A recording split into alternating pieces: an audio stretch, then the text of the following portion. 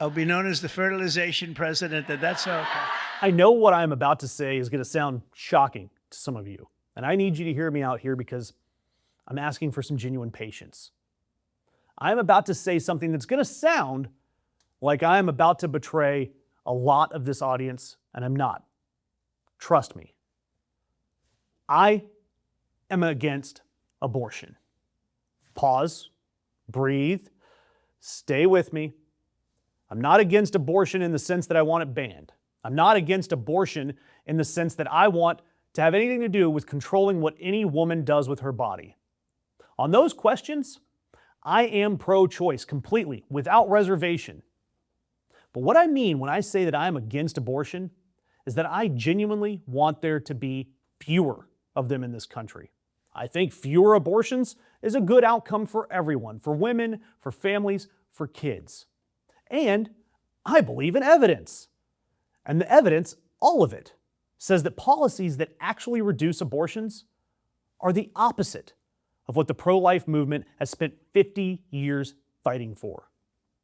And it seems that Republicans, they don't seem to get it.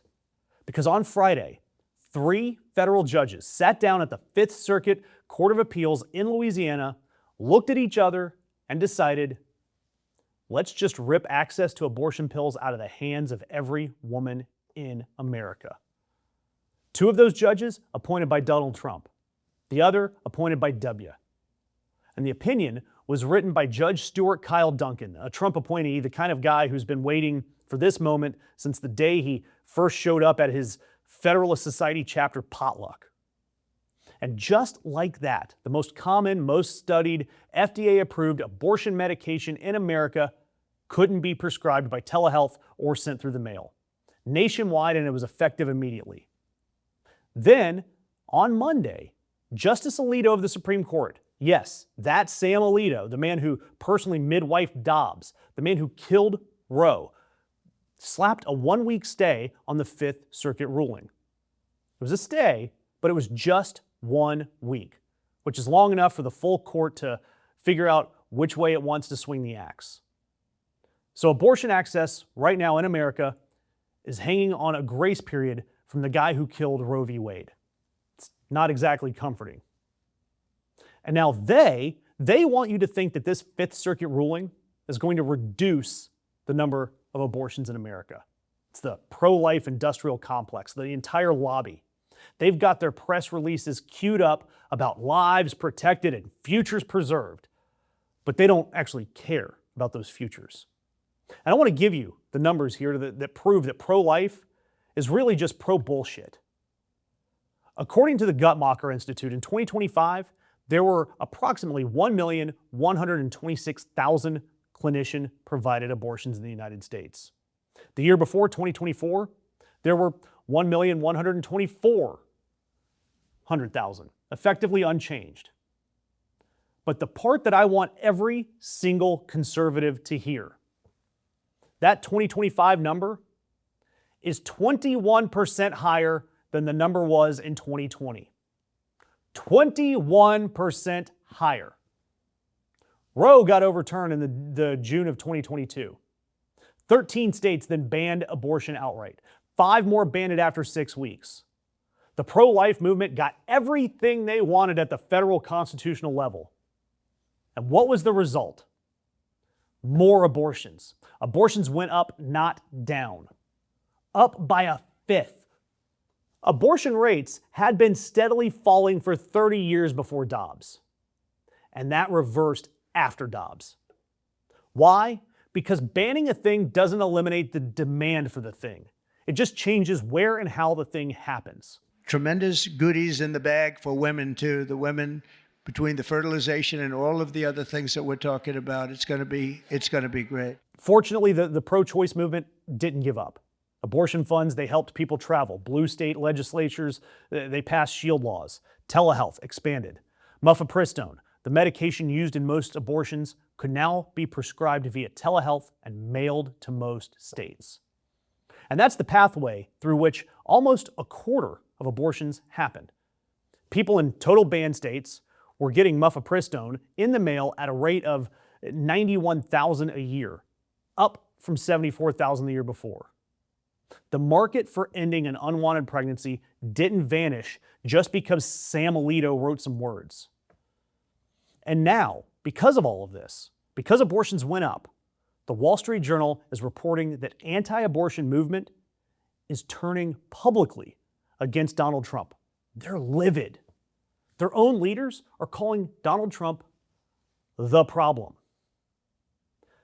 Marjorie Dannenfelser, who ran Trump's pro-life coalition back in 2016, the woman the movement built its entire 2016 strategy around, told the Wall Street Journal, Trump is the problem, the president is the problem.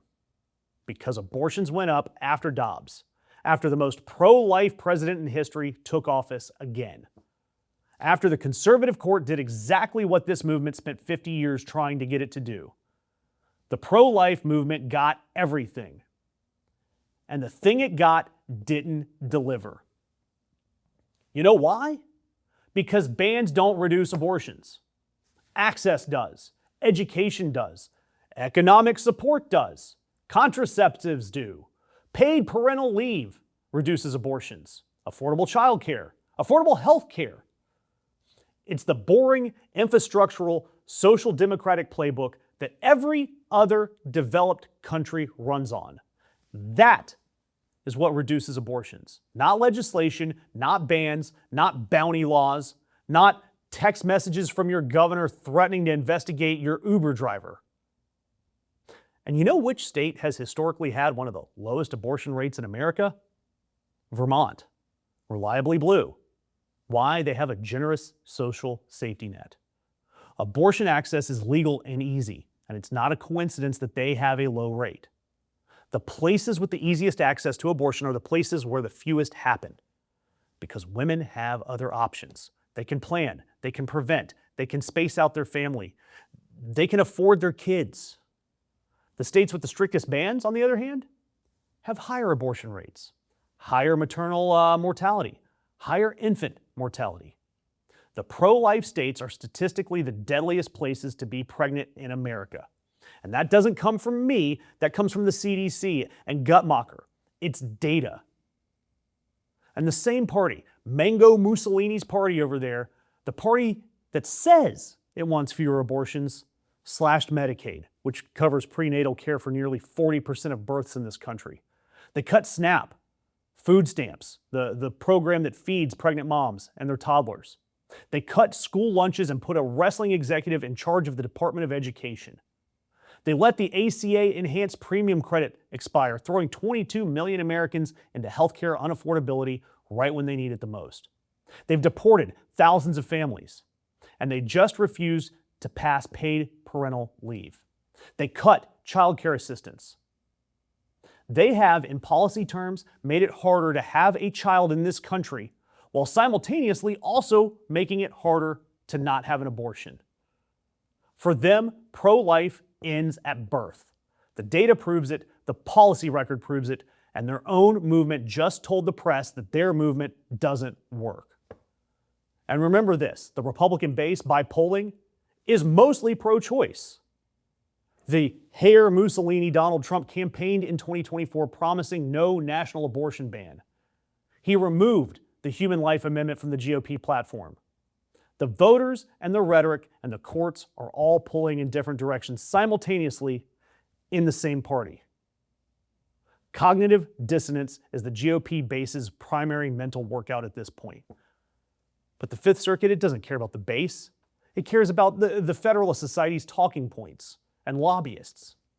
So while Samuel Alito's 7-day stay held for a bit, the legal assault on access to abortion continues. And the data, year after year, telehealth at 91,000 a year and rising, women not stopping just because Trump had an appointee in Louisiana issuing a 19-page order, keeps proving that their project doesn't work, has never worked, and will never be about saving babies in the first place. It's just about controlling women. It's always been the plan, and every time they swing for the fences and miss, it shows even more. So yeah, I want fewer abortions, and I am pro-choice. Those two positions are not in conflict.